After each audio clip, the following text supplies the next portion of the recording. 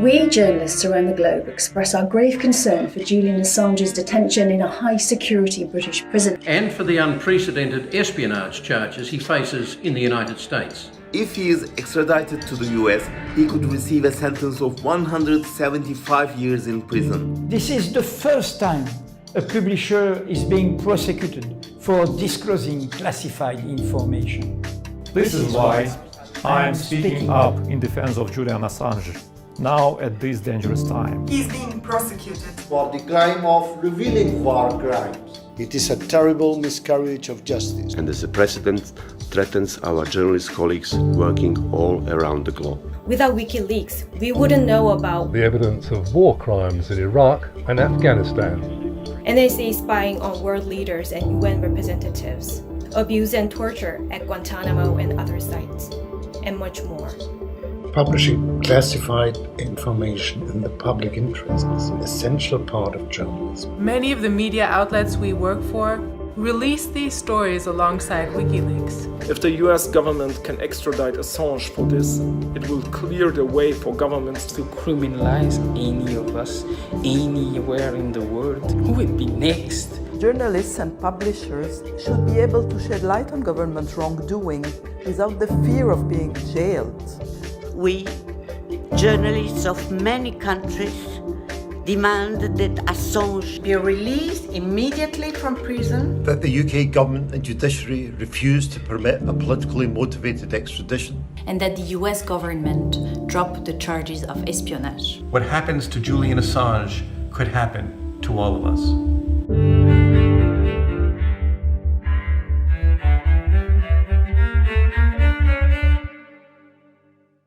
This is just wrong on so many levels. It's about freedom of the media and the persecution of a journalist. It's about the US claims of extraterritoriality. It's about the bilateral relationship between Australia and the US, and the UK and the US, and the fact that the Australian government and the British government think their relationship with Washington is more important than the rule of law, more important than justice, more important than sticking up for our own citizens when they're in strife overseas. I call again on our Prime Minister to pick up the phone to the US President. He didn't do it with the previous US President, but he can do it now with the new US President. Joe Biden is very fond of our wonderful country, and he has said as much publicly. He would pick up the phone, he would listen to an impassioned plea for common sense from our Prime Minister, but it hasn't happened yet.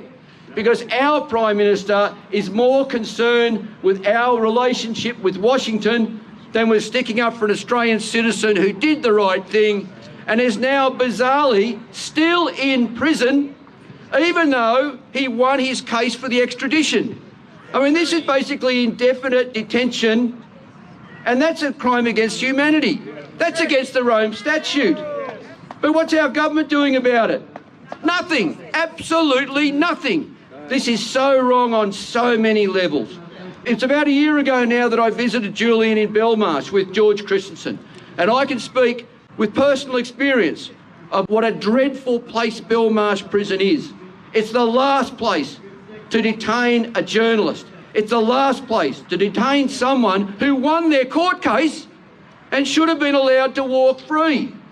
It's the last place to keep someone who is not a flight risk. His family's in London. He's hardly going to flee. This is wrong on so many levels. Get out your notebook. There's more.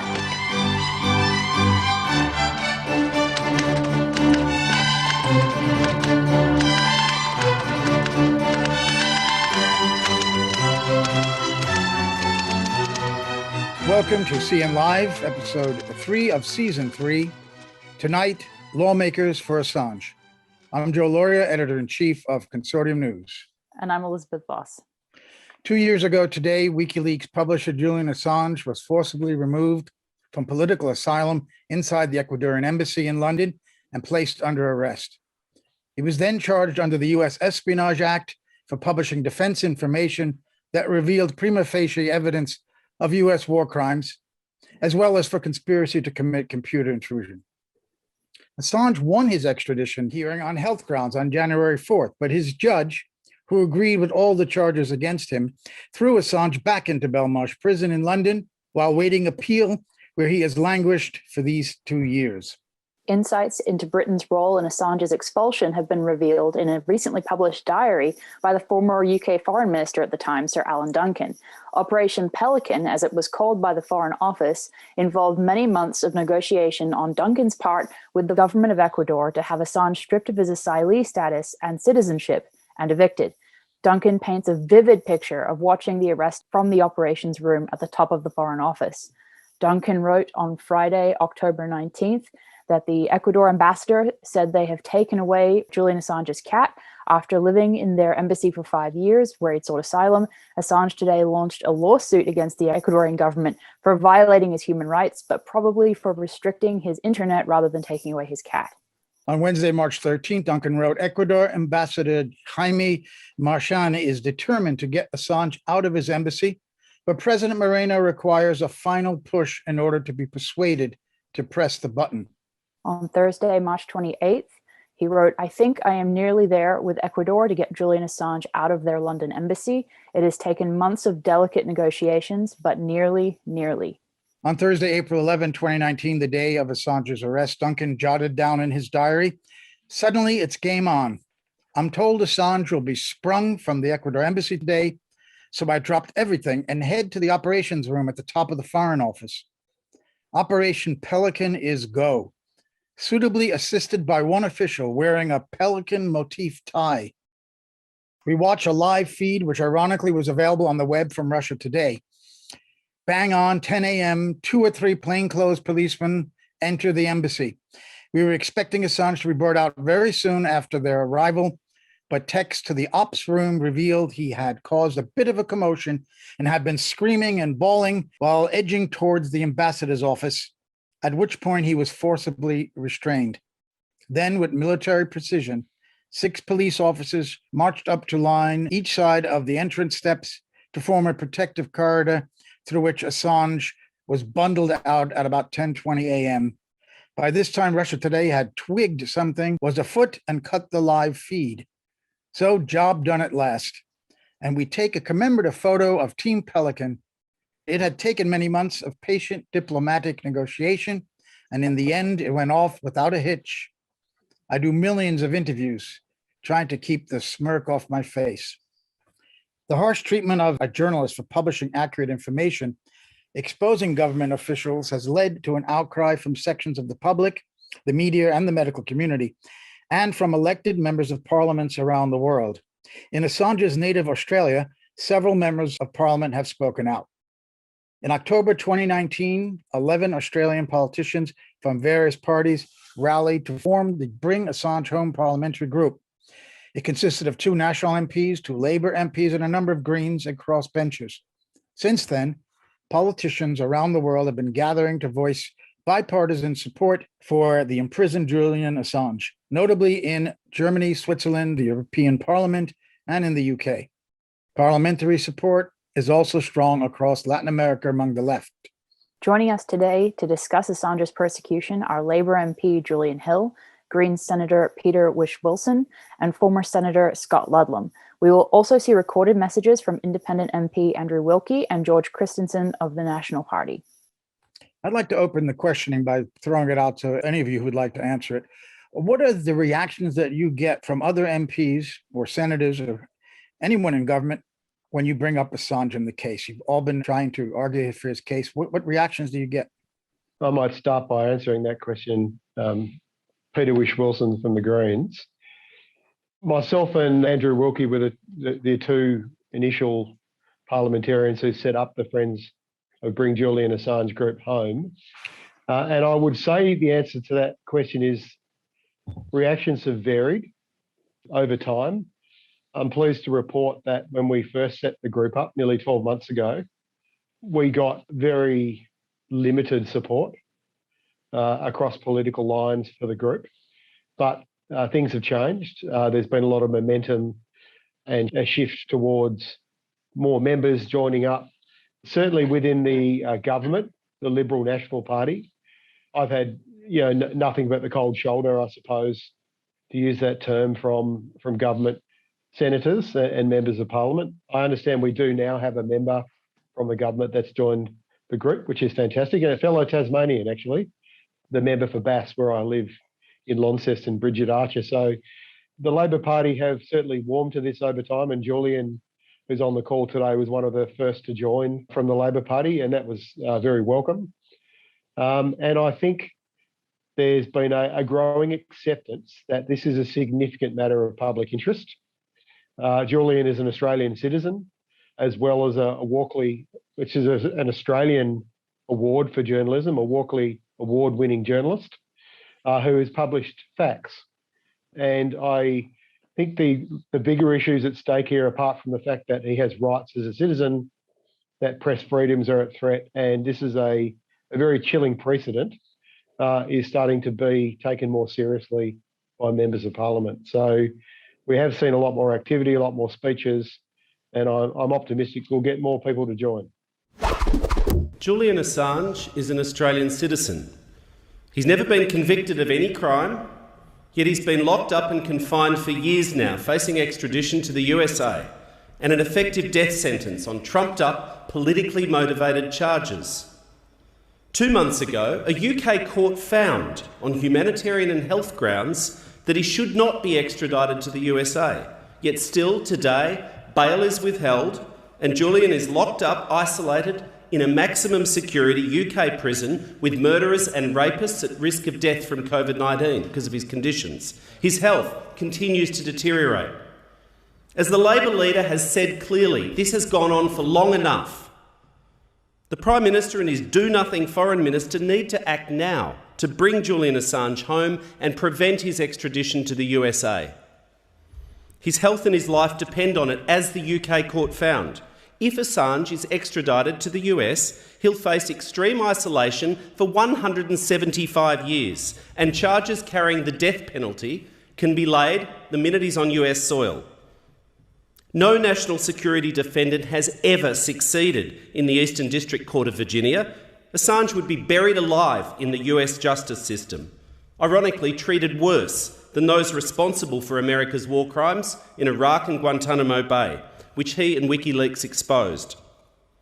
Should he even survive, his case would circle the US justice system for years, decades, as lawyers, academics and judges argued over whether cherished First Amendment rights even extended to him. But at the heart of this matter is a broken man, an Australian whose health is failing and who needs to come home. Now, for years now, the Morrison government has used weasel words to avoid responsibility, but the persecution of Julian Assange must end now. President Obama commuted Chelsea Manning's sentence, the person who provided the material revealing war crimes, yet Assange, the publisher, is still in jail. With the right diplomacy, the Biden administration could conclude this immediately. Now, the US is currently appealing the court's verdict, which could take months or years more. Australia must now ask our ally, our close ally and friend, to accept the British court's decision and just drop the prosecution. Friends and allies must speak frankly with one another when our shared values are at risk. The treatment of Assange corrupts our alliance with the US and makes a mockery of the UK's justice system and international law. The British court's recent decision was the right decision, but for the wrong reasons, made on very narrow health and humanitarian grounds. As the court said, the mental condition of Mr. Assange is such that it would be oppressive to extradite him to the United States of America. The judgment should be concerning for any person worried about human rights and the rule of law. Now, the Prime Minister's mouthed a recent interest in the rule of law over the past week, and if he seriously cares about the rule of law, he could show it by bringing Julian Assange home. Because political crimes should never form the basis of extradition requests. And this case is inherently political, designed to mute whistleblowers and investigative journalists globally. As the defence said, it poses fundamental threats to the freedom of press throughout the world and is a flagrant denial of his right to freedom of expression. Now, I don't personally agree with everything Julian Assange or WikiLeaks has done, but that is not and must never be the point. People should not be prosecuted for their political beliefs. People should not be prosecuted for engaging in journalistic activities. Publishing embarrassing classified footage of war crimes in Iraq is journalistic activity and behaviour. It is astonishing to me that a UK court failed to see through the brazenly political nature of this prosecution. On almost every point, the judge agreed with the US government's arguments. In this case, in my view, has now set a dangerous precedent for others around the world, because under the court's logic, anyone, anywhere in the world who publishes anything embarrassing to the US government could be extradited to the United States. Now, the judge's verdict has given the US what they sought. So this situation now needs a political resolution, not a legal one. The Australian government must speak up for our citizen, not keep hiding behind their talking points about legal process and having his day in court. It doesn't matter if you agree with him, it doesn't matter if you like him, it doesn't matter if you dislike him. Julian Assange is an Australian with the same rights as you or me, and he's entitled to the protection of his government. I call on the government to do the right thing and save this man. You get a range of views, that's the truth of it. And there's a lot of people that don't like Julian Assange. There's a lot of people that think he's a hero, and there's a lot of people in the middle. But this is about a matter of principle and some really fundamental points of principle. It doesn't matter whether you like the guy, it doesn't matter whether you disagree with him, it doesn't matter whether you think he mistreated his cat or any of the other nonsense and myths that have been spread and misinformation over many years now. The guy was engaging in journalistic activities. He exposed war crimes in Iraq. That's no different from happened in 1971 with the Pentagon Papers, as a US audience would well remember and understand. And this is an issue which is gathering momentum and which is bringing together members of Parliament, and I know there's now support in the US Congress and in many other parliaments around the world, that is bringing together people from across the political spectrum, be they arch conservatives, who have a view about institutions and media independence and the importance of press freedom in a democracy, or what you might call ratbag lefties, probably a bit like Peter and myself, different parties, and everyone in between. And it's welcome that we're starting to see more media attention on this, including in mainstream press in America and across Europe. But it's that point of principle is the thing we've got to stick to. The guy was engaging in journalistic activities. There's been a silly debate about, well, was he a journalist? Wasn't he a journalist? Was he in this club? That doesn't matter.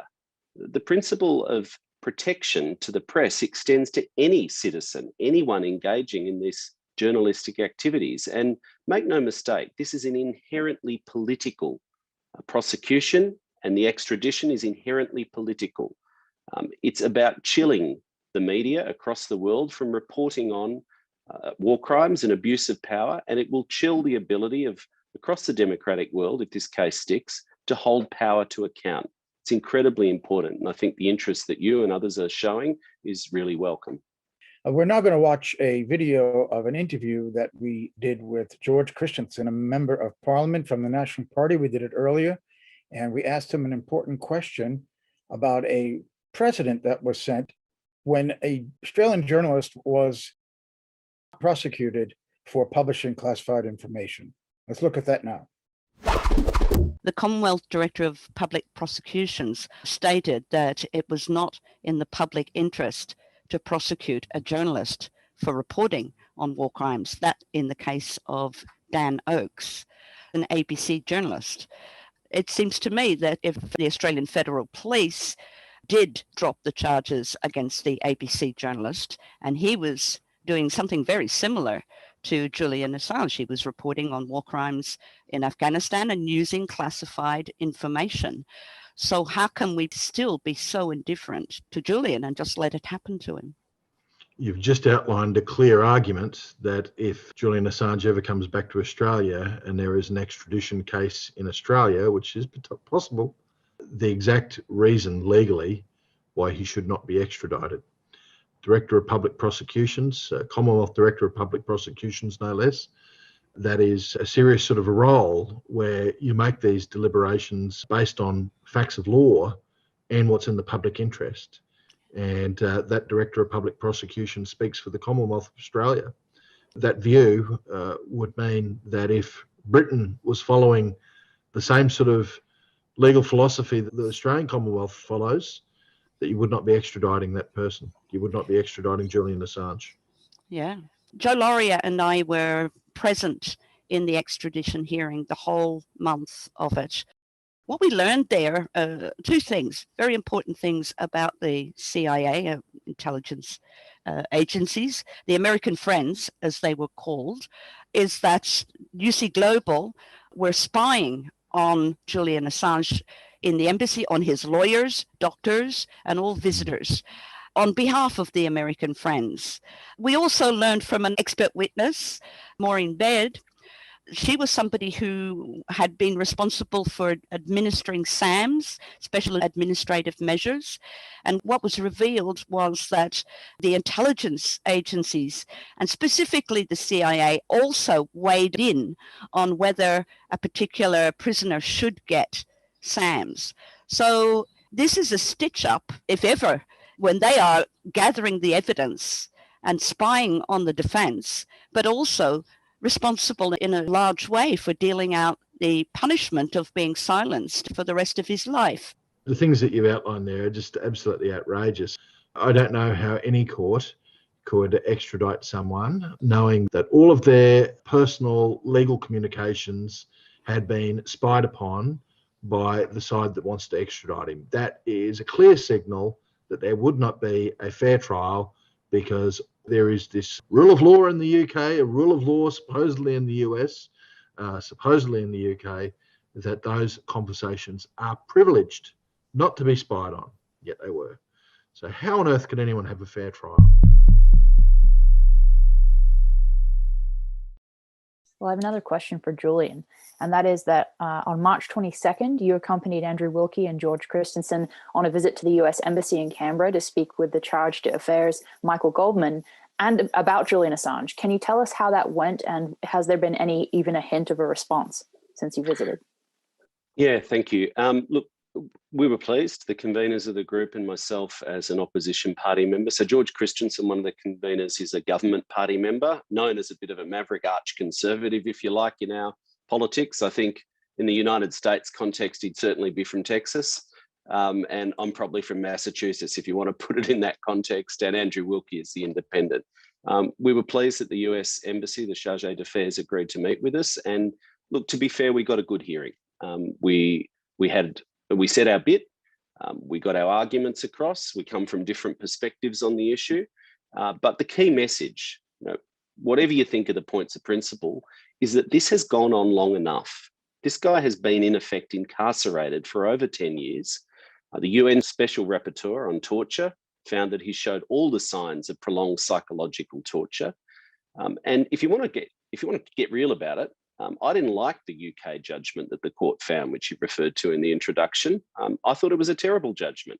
Frankly, the court agreed with every one of the key substantive arguments which the United States put.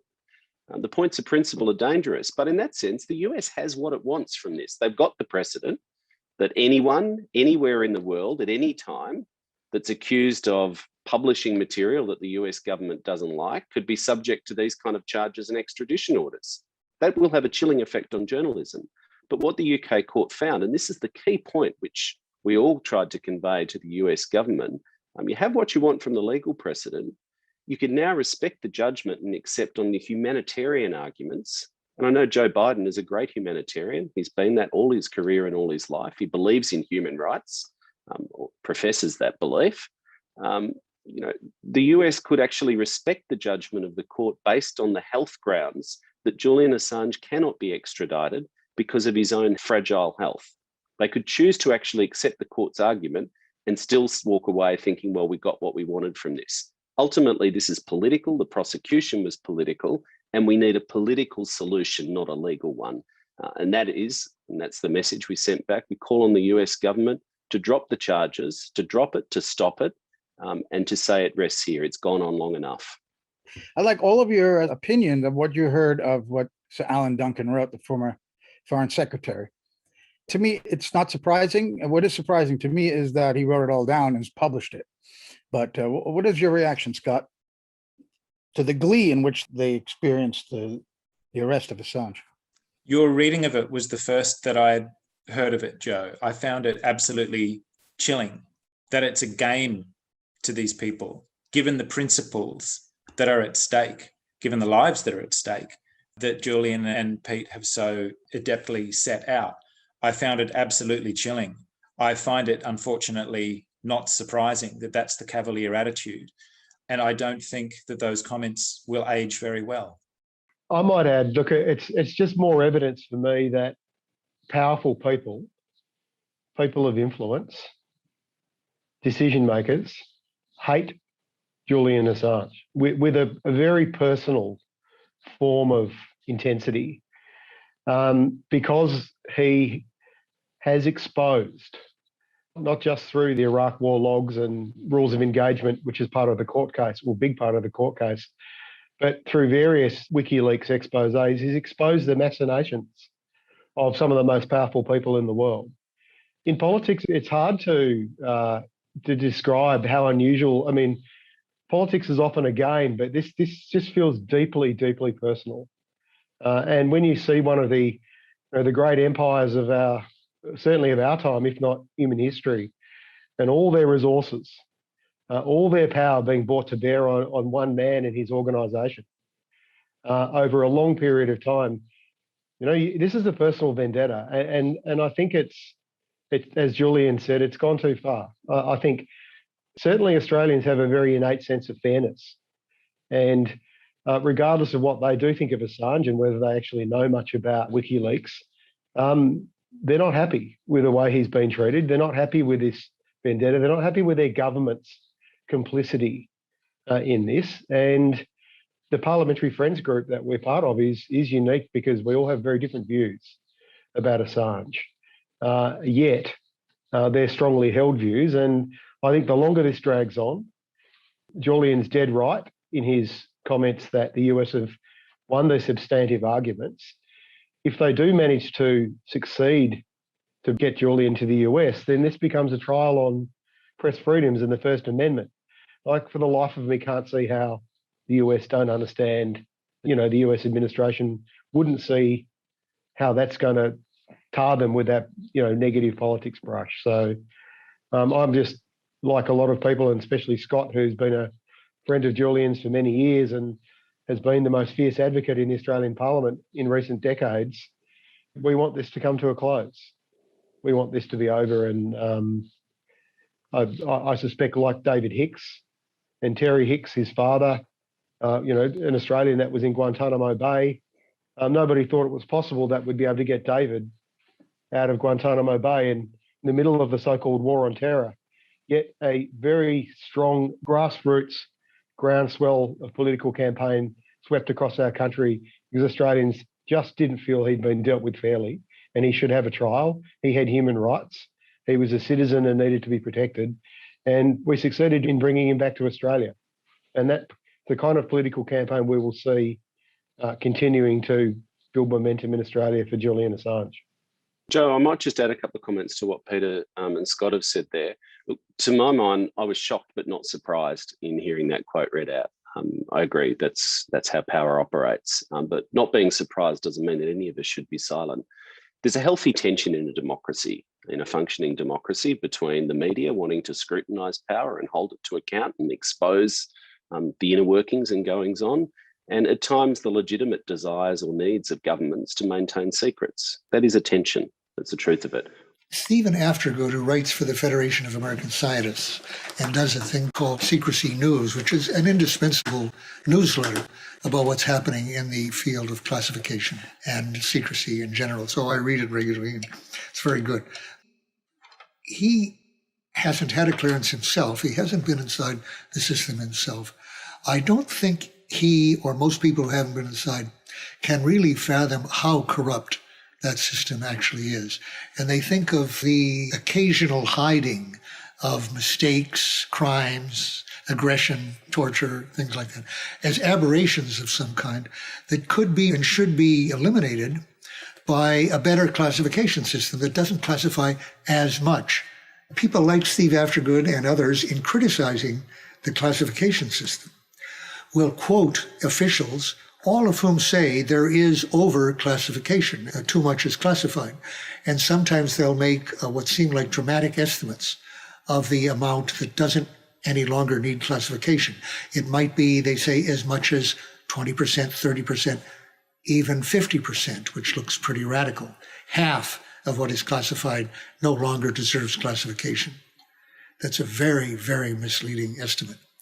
In my trial, the man who had written a number of the classification regulations for the Department of Defense, William Florence, had testified before the House Operations Committee and then testified in my trial as to his estimate, having just retired, of the amount that deserved classification by the criteria of the classification system.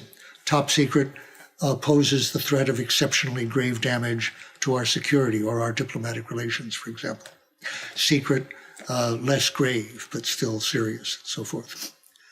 His estimate was that perhaps 5% of what was classified deserved classification at the time it was classified, and that after 2 or 3 years, perhaps 0.5%, in other words, 1/10 of that, 5%.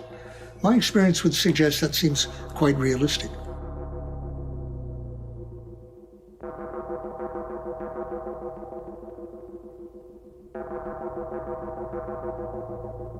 Some years ago, before I was in Parliament, I actually read a couple of Julian's books, and I don't personally agree with all of his philosophy, although I do respect the fact that he's got the intellectual rigour to lay out a worldview, some of which you can relate to, a lot of which I didn't agree with. But whether you agree with him is not the point. He's holding power to account, and he's doing it in a way which mainstream, so-called mainstream journalists do. So why has he been treated differently? Because he embarrassed some very powerful people. That's the truth of it. I just want to pick up on one point that Peter made there, which is spot on. Let's imagine for a moment that they pursue this appeal and that the US government is successful and that he's then extradited to the United States. That will be a terrible spectacle for Australia. And Australia and the US have a very close alliance, and we've got a great people-to-people relationship. As history showed with David Hicks, you never would have thought that public opinion in Australia could turn in favour of a so-called terrorist. But ultimately, that sense of the Australian fair go, that this guy's Australian and he should be treated fairly according to the Australian law and the Australian courts and not locked up in a military jail in the bowels of the empire of our greatest and closest ally, that won out. The truth is, Julian faces an effective death sentence in America if he's extradited. He will be convicted. He will be convicted. No one has ever not been convicted in the Eastern District Court of Virginia. No one. He'll be locked up for 175 years at least. And that's if he's not subject to charges with the death penalty. Australia doesn't have the death penalty. I know this is a difference between, America and Australia, but it's passionately and strongly held across most of Australia that you don't execute people or condemn them in that way. It'll impact on our relationship in an entirely unproductive way. It's unnecessary. This could and should be stopped now. The final point I'd just make, Peter rightly mentioned the First Amendment's rights and a trial on press freedom.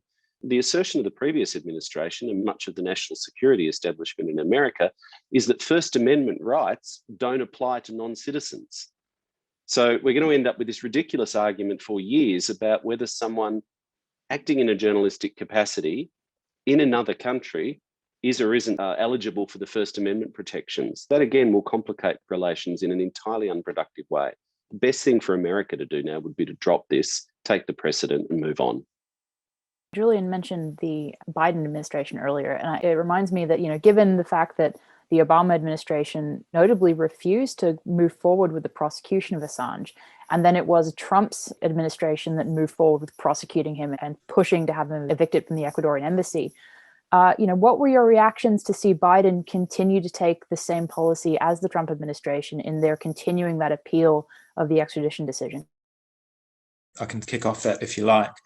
I feel actually like we shouldn't read too much into that because the United States government was in that transition process, and our understanding from the legal team in London is that would have been very, very unusual.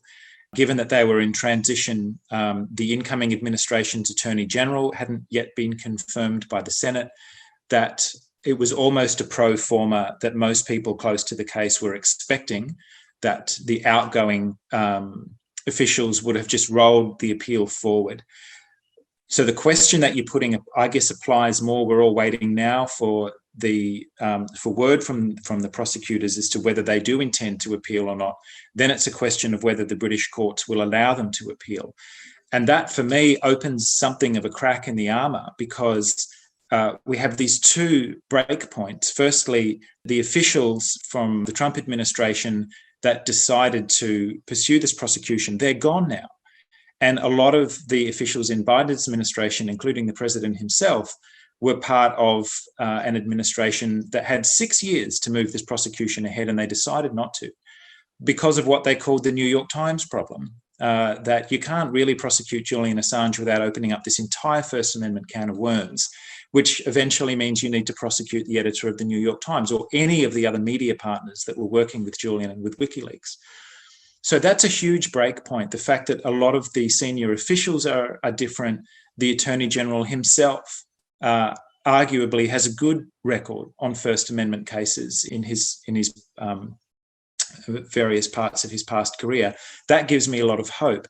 That, and the fact that quite unexpectedly on health grounds, the court in London refused the extradition order on the 4th of January on the grounds that the United States prison system kills people. And it's a continuation of that line of argument that he's been tortured in custody, is that he simply wouldn't survive the extradition process, much less decades in a US prison, whether it's Supermax or SAMS or any part of those institutions. That, for me, gives me a lot of hope. Those two factors in combination are why I think we need to redouble our efforts, raise our voices, and knock on some of those doors again that we've been knocking on for the past decade, because there are different people behind those doors who may hear this message in a different way. You're hearing from three people today, Australian politicians, three people who understand politics. I think we've made it very clear today, as we have in speeches and media articles, that putting this into a political frame, we think it's cut and dried, black and white, that the US has, I suppose, from their point of view, won a moral victory based on the judge's substantive arguments, and that they've achieved their aim, and they should walk politically, and they should now walk away, because things will only get worse for them from here, and they risk eroding their high ground that they've achieved so far. To us as politicians, that's black and white. If this continues, if this persecution continues from here, it will certainly, in my mind, and I think many others, really make me question just who is running the show. Because anyone with a political mind would be, I suppose, making a similar judgment to what you've heard from us today. If it's the intelligence agencies themselves, and I would include Australia's intelligence agencies as part of the Five Eyes, if they are actually behind this, which is certainly what's been put to me over many years, then I think that's a conclusion that would be very hard for me not to draw if the US continue with this case. But it's actually the intelligence agencies that are continuing to persecute and seek the extradition and prosecution of Julian Assange. And I think that in itself will open up a whole new set of questions and things that need to be answered. Because ultimately, it'll be a political campaign in Australia that we hope will successfully put pressure on our allies. But, there's certainly concern there that we don't know a whole lot about how our intelligence agencies operate. Even here in Australia, very little parliamentary oversight. And I think that's going to have to be the next thing we'll need to focus on if this extradition trial continues. What you're saying, Peter, is that we're looking at the elected politicians in the US and Australia and Britain, whether they have the courage to stand up to their own intelligence agencies and do what we're all saying here is the right thing to do, or is there something that they hold over these elected politicians? It's just a question to ponder. When you're talking about Biden, yes, he was part of the administration that decided they couldn't prosecute Assange because the First Amendment was there.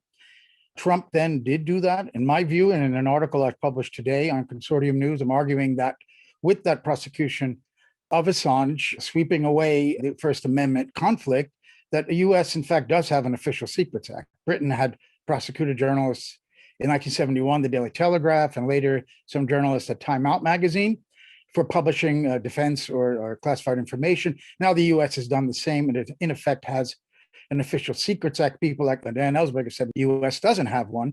I'm arguing that now the US does. But when you look at Biden, yes, he may claim he's a humanitarian, but he was one of the biggest cheerleaders for the Iraq invasion. And he also was asked whether Assange was more like Ellsberg in the Pentagon Papers or a high-tech terrorist.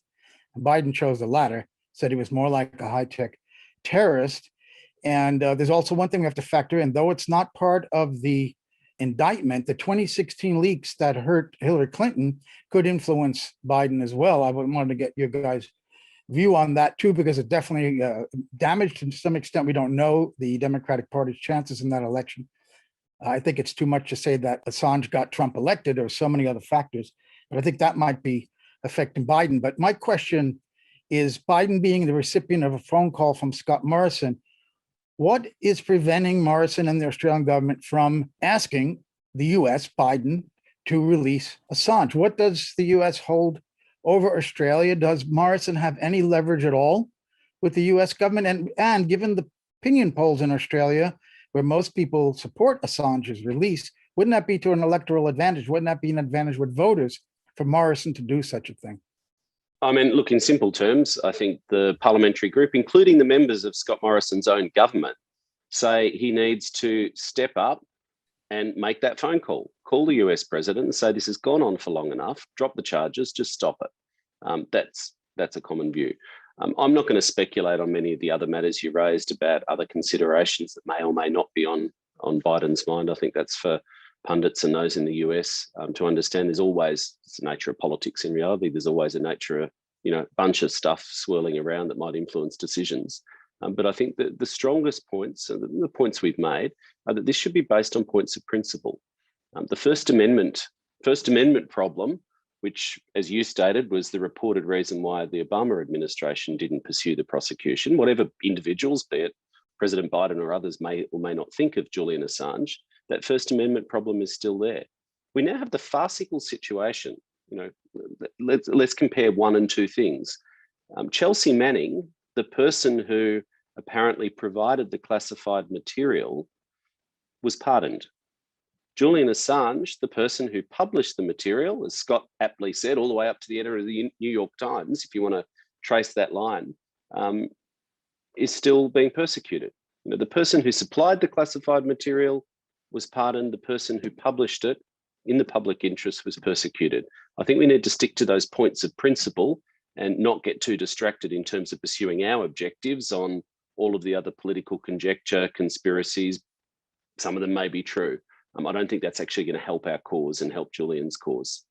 What's holding Morrison back from making that call, or other Australian politicians asking the US to do that? I'd expect, again, now I'm doing what I said I wouldn't do, a bit of conjecture. I'd expect that there will be some institutional resistance within, the establishment. I expect that there's a very conservative bunch of people also within his own government, probably the majority of them, who don't like Assange and don't care about the issue, and they have not focused on it enough to see points of principle. When I gave the most recent speech in the House, actually, a government MP who, we have different politics, but I do respect and shall remain nameless, texted me actually later that night, said, by the way, I was watching and listened to your adjournment. I haven't been persuaded, but you made some very good points, and I think I'm getting there. There is a quiet set of conversations going on amongst government members, and we've been told of some of those that people are sort of saying, look, this actually is a problem that needs to be dealt with. So perhaps miracles will happen and Scott Morrison will actually start doing his bloody job and leading the country. But we can't wait for that moment. We've got to keep speaking up and pushing ourselves. I think that's right. And if whatever we think might be going on behind the scenes, I think one thing's fairly clear. Our Prime Minister in Australia is not going to make that phone call without significantly increased public pressure. It's the only thing that he's likely to respond to. So if you're seeing this broadcast and you are in Australia, then you've got to make the phone call first. You've got to write the email. You've got to get on social media. You've got to talk to your friends. And we have to push this Prime Minister to make that call, because otherwise I don't think he will. And if you happen to be in the United States and you're seeing this broadcast, don't expect the Australian government to step up. We need you to step up and to pressure the Biden administration, because the Australian government, quite frankly, they've had 6 years, however long it's been, 7 years. They've done less than nothing. So if you're seeing this broadcast from the United States, we need you to get on the phones too. Peter, do you want to weigh in on that question of why Morrison won't make this call? Look, obviously, politics being what it is, there needs to be an incentive for him to do that. He probably doesn't see a lot of upside in staging an intervention at this stage. But saying that, it is quite extraordinary that the government has gone to considerable lengths to get other Australians back from other countries, even other Australians facing extradition. And there was very little political gain in them doing that. I think the bigger issue here is that we have a close relationship with the US, including a defence relationship. We have the ANZUS Treaty that's been there since the Second World War. We have very close intelligence ties with the US, very close military ties. And I do personally believe that the resistance, and I've seen the nervousness up close and personal with senators and ministers and government members that I've talked to on this issue. I do believe that's a significant factor in us not taking any action to help Julian Assange, especially go beyond the diplomatic, assistance that our government keeps falling back on. We're offering him consular assistance, which is really meaningless in the context that you need a political intervention. We actually need to show some leadership at that very senior level in government if we're going to get him back to Australia. I understand that from speaking to some of Julian's lawyers that the Trump administration did seriously consider pardoning Assange. And if a phone call had been made from the Australian government at that time to request it, it very likely would have been granted, because it would have given the ex-president some political cover with some Republican conservatives who may have been looking at his impeachment further down the track. But that wasn't forthcoming. And yes, I have a very strong view that I think it's our military and intelligence ties with the US that is the key part of this problem. And to get over that, we will need Australians to make it very clear to our Prime Minister that this is an issue going to a federal election. Julian would know more about this than me, but there is potential for by-elections in Australia in the next 12 months. The government's numbers in the House of Assembly, or the US Congress equivalent, it's very tight there in terms of their majority. And given that George Christensen and Barnaby Joyce and others within the government ranks do have very strong views on bringing Assange back to Australia, I would hope that potentially there may even be an opportunity in the next 12 months to do something on the floor in politics in terms of demanding Scott Morrison picks up the phone if he wants to keep governing in this country. Let's fantasize for a moment that Gough Whitlam is the Prime Minister now, and he's faced with this Assange problem. Would he pick up that phone and threaten, let's say, to kick Pine Gap out of here? Or is the fact of what happened to Gough Whitlam hanging over the head of every subsequent Prime Minister, including the present one? If you want to take the Gough example, I think it illustrates the point that I've been trying to make. This is about a matter of principle. And I would be very confident, looking at Gough's incredible record and contribution to Australia, that he would act on the basis of principle. And that's the point that we're all making: conservative, progressive, somewhere in between. This is about press freedom. It's about protecting journalistic activities. And in this case now, even respecting the UK court's judgment, which is he cannot be extradited on health and humanitarian grounds, and the matter must stop there. So, if you want to take the Gough example, he would act on principle. Unfortunately, we do not have a Prime Minister and a leader now who will act on principle. Completely agree with what Scott and Peter have said. It will rely on public pressure, both in America, in other democracies around the world, and in Australia, to try and shift that position. But in the meantime, we need to keep advocating the points of principle and escalating that pressure. The only thing I would add is Julian is, as in Julian Hill, is a man of principle and joined this our Parliamentary Friends group very early. And I have been very pleased to see the Leader of the Opposition, Anthony Albanese, making public statements questioning why the US would continue with this extradition, given the court's judgment, especially about the health and mental health implications for an Australian citizen. And, I understand the Shadow Attorney General's made public comments, and I do believe that there is a broader opposition now in politics in Australia calling for this process for the US to walk away from this process. So I'm optimistic that that will continue into the next federal election, and I think that's significant. I'll just add a comment on that. You're right, Peter. I've been not thinking about domestic politics overly in this discussion, and that's a lovely thing for all of us to actually talk about important matters of principle. But we are the alternative government in our democratic system of the country. We passed a motion unanimously at our, every 3 years we have a national conference. It's public, it's messy, it's on the web this year. And we passed a motion last week at the Triennial National Conference unanimously saying this has gone on for long enough. So as the alternative government of the country, Labor has made our position clear now. Whatever you think of the matters of principle, the prosecution needs to be dropped. And that is the policy position of the Leader of the Opposition, the alternative Prime Minister. Is there a real fear amongst Australian leaders that the US and Britain could team up again to remove you from office, like happened in the 1970s, if you cross Washington? Maybe not, Assange wouldn't be enough, but, or is that not true? Because I've heard this. We've got David Hicks now. No. Yeah, not something I'm worried about or losing sleep over. We've got a good and robust relationship, I think, with the US and all our major allies. We can speak truth as friends. The US ambassador or acting ambassador welcomed us in. We had a chat, we were heard. I feel confident in that. And I've spent a lot of time in the United States officially and as a tourist. You know, I think the relationship is strong enough to withstand these kind of discussions. I'm not concerned. And indeed, on the contrary, I think because we have a very close and long-standing relationship with the US, we should, as friends, we should be able to have very robust discussions on this particular point and others.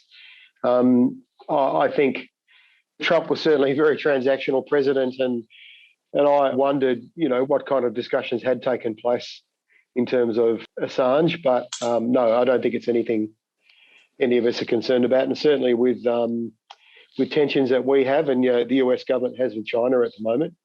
I think our relationship with the US and our region is even more important, especially from a US perspective. So I'm not concerned at all. I just wish our government would stand up for an Australian citizen and do what they've done for other Australians around the world that have needed political intervention at the highest levels. It is about the government standing up for an Australian citizen and points of principle. If you have time for one last question, I just wanted to return to something Scott mentioned, and that was the importance of public pressure in support of Assange. And we know that kind of pressure is greatly impacted by media coverage. In the United States, we've seen consistently dishonest reporting regarding the Assange case, peppered sometimes with opinion pieces expressing hesitance on his prosecution since he was imprisoned in Belmarsh. I'd just like any of your thoughts on how the Assange story has been represented by the Australian media since he was expelled, and has it improved since you've begun your efforts? My sense, I think, picking up on something that Peter said, is we are getting a bit of momentum now. And certainly in the last 2 years, I think there's been a much more favourable and positive reporting of the matter, more balanced. And that's partly driven by the constant advocacy that many of us are doing, and the fact it is across the political spectrum that is really important. So I think things are actually improving and there's some momentum gathering. I would agree with that. In terms of the tone of the coverage, but also the volume. When there's a significant development in the case, when he was removed forcibly from the embassy, when he has court appearances, it leads global news bulletins in every time zone on the planet. There's that recognition of the gravity of the precedent that this sets. So I think that's there. And I also think the tone has improved greatly. His union, the Media, Entertainment and Arts Alliance, I think the equivalent in the United States is News Guild, have been very strong and very vocal advocates. And I think that is reflected in the coverage that we're seeing in Australia. We could always do with more. We could always do with more front pages. But I think the gravity of the importance of the case is reflected. And it's certainly easier to get the word out than it was even 4 or 5 years ago. I'd also throw my support behind both those comments. I know when Paul Daly from The Guardian in Australia wrote a piece on my friend Dean Yates, the ex-Reuters Baghdad bureau chief who was responsible for the journalists killed in what was exposed in collateral murder, that was the most viewed Guardian piece online for 2 weeks around the world. And I think, of course, we could see more. The media here over many years has kind of been cut to the bone. There's not as many investigative journalists as there used to be. They're very focused on issues of the day, but I've definitely sensed a shift in momentum. And I think we've also seen a lot of influencers and celebrities advocating for Assange, especially around the potential for him to be pardoned. Late last year, earlier this year, and I sense that we'll see a lot more of that, especially going into a federal election, if the US don't walk away from this in the next few weeks. I'd like to throw one out again to everyone, including Julian, before he goes back to the former Foreign Secretary in his diary. His counterpart, Marise Payne, the Foreign Minister of Australia, has expressed trust in due process for Assange. But I wonder how that squares with the accounts that we read to a refoulement of forcibly removing someone from asylum. In this plot, what it seems to be certainly an agreement between the UK Foreign Minister and the Ecuadorian president at the time. How does that square with Marise Payne saying she believes that there is due process for Assange? It's absolutely worth people who are interested in that point do a bit of Googling, have a bit of a look around and listen to the legal arguments that his legal team have picked that apart comprehensively and shown in numerous ways how he has been denied due process. And we should not be confident that he's been afforded a fair and reasonable process, even in the legal system. And then there's those issues you've rightly raised about what happened before he was evicted from asylum. But fundamentally, as we keep saying, this is a political matter. And the problem with the Foreign Minister of Australia getting up and saying those talking points and the Prime Minister reading out his media message, he keeps saying, oh, he's got to face the music, he's got to front up. They're just media spin. They're just stuff that politicians say to the media to make an issue go away or when they don't want to talk about the substance of the matter. So, this is inherently political. It's driven by politics. These prosecutions need or should need to be consented to, and you should not extradite people. This is a well understood convention within extradition law. You don't extradite people to face political crimes. And this argument, this supposed crime of publishing material and journalistic activities is a political crime, and it should not be the subject of an extradition process. So, yeah, sure, ministers say that stuff, but they're just talking points to avoid actually saying anything or engaging with the principle. Thank you for that, Julian. And by the way, we played your firebrand speech at the beginning of this. That was quite an extraordinary thing. And I think it takes probably some courage to stand up in that venue in Parliament and lay it out on the line like that. Yeah, well, you're not always here to be popular, though. You could do that some days. You're here to stand up for what's right and points of principle. And a bit of advice I got when I was first elected, and I was seeking advice from some bunch of wise people. And I asked Tony Burke, who's currently has a prominent role on our side of politics, and said, what advice have you got? He said, never underestimate the impact that something thoughtful you say in the House, in the chamber, can have, often in ways you can't predict. He said it also works the other way. If you say something really silly, that can have an impact too. But words matter. And in our democracy, I believe the Parliament matters. In your place, the Congress matters. It's a pity that it's held in such low regard. There's a whole lot of reasons for that. But in a democracy, having a place where elected representatives can speak freely and speak on points of principle really matters, and we should value that. All right. Well, I want to thank all of you, Julian Hill, Scott Ludlam, Peter Whish-Wilson, for joining us today to discuss the situation of Julian Assange and what members of Parliament in Australia are trying to do about that. So thank you again for joining us. Bye-bye. Thanks very much. See ya. Enjoy the wine. That's actually Coke Zero. It's a wine glass. It's a good glass. Wine glass. No. I don't work and drink at the same time, but thank you again. Bye.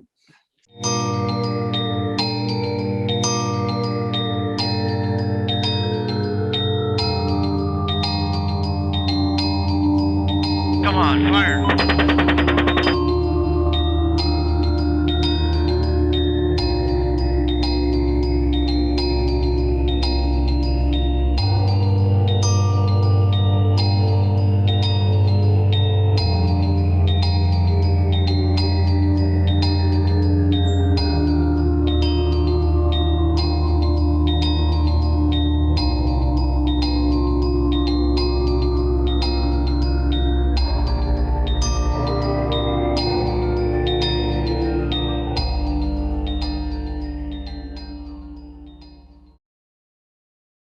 Let's close, Elizabeth, by me asking you, this is the second anniversary today of that horrible scene.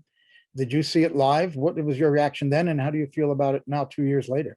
Yes, I was watching live. I was watching roughly when he was brought out, and I was thoroughly sickened. I was horrified by the state that Julian was in. I was disgusted by the way in which he was being manhandled and carried to the waiting bus that took him to, or the van that took him to Belmarsh. I think I was it was surreal. It was something that people who had been following the case expected, because there were kind of suggestions that this was coming imminently prior to the actual event. The journalist Cassandra Fairbanks covered the plainclothes policemen, undercover intelligence type figures who were in these cars, et cetera, et cetera. So we knew that this type of thing was coming. So although it was not a surprise, it was nonetheless extremely sickening. And on one level, I am glad that Assange and his lawyers won the extradition case. And I'm surprised that that was the outcome, despite how bad a judgment, as Julian Hill mentioned earlier, how bad a judgment that was overall. I'm glad that he won. I'm surprised that he won. And I'm really saddened and angered that Julian is still in Belmarsh despite having won that extradition case. Yeah, I thought of Cassandra exactly the same moment you did, when she actually had the courage to go up to one of those cars and ask them if they were on, to the effect of whether they were undercover cops. Were they there to arrest Assange? And it did come, and we did expect it, but it was still incredibly shocking. Nonetheless, by coincidence, I was in Alexandria, Virginia then, and Kathy Vaughan was in Sydney, and we were speaking on the phone, watching this together. And it's still kind of hard to believe, and how chilling that was. And I thought at that moment that, I don't want to be too grandiose here, but that our Western civilization changed in that very moment, that they arrested a journalist under the Espionage Act, for publishing, which had never happened before. Other journalists had only been prosecuted on the Espionage Act for calling for an end to the draft, for interfering with the military draft to that extent, but never for publishing defense information. And there were several opportunities where they tried to do it. FDR tried to prosecute Chicago Tribune reporters during World War II for some intelligence that they revealed about the Battle of Midway. And then, of course, there was the Pentagon Papers case where Nixon impaneled a grand jury to try to prosecute the New York Times reporters and Boston Globe reporters who had published the Pentagon Papers, and that collapsed. And the Obama administration, as we discussed, decided not to go ahead with it because they saw the First Amendment there. But the Trump administration broke through that red line. And it was, even though we knew that there was this indictment, remember, it hadn't been revealed yet. And they were trying to say that it didn't exist, the US government, when part of it had leaked inadvertently. And everybody knew about the case, knew that there was this indictment in Virginia, but it hadn't been revealed. When we saw him come out of that embassy, we know all bets were off, that they had him and they'd crossed that red line right there. And we saw when his head emerged from the door as they pulled him out parallel to the ground. They carried him out of that embassy. You couldn't believe this could actually happen. If you had any remaining feelings that the United States and Britain were democratic countries committed to those principles, and again, you can go right up to the line, but not cross it. And that line was crossed. And yes, Elizabeth, he's still in Belmarsh as we speak, which is extraordinary after winning his case and being discharged by Vanessa Baraitser. With that, we will say goodbye to our audience. We thank again our politicians in Australia for joining us to discuss Julian Assange here on the second anniversary of his arrest from the Ecuador Embassy in London. So for Elizabeth Voss, for Kathy Vaughan, until next time, good night. Good night.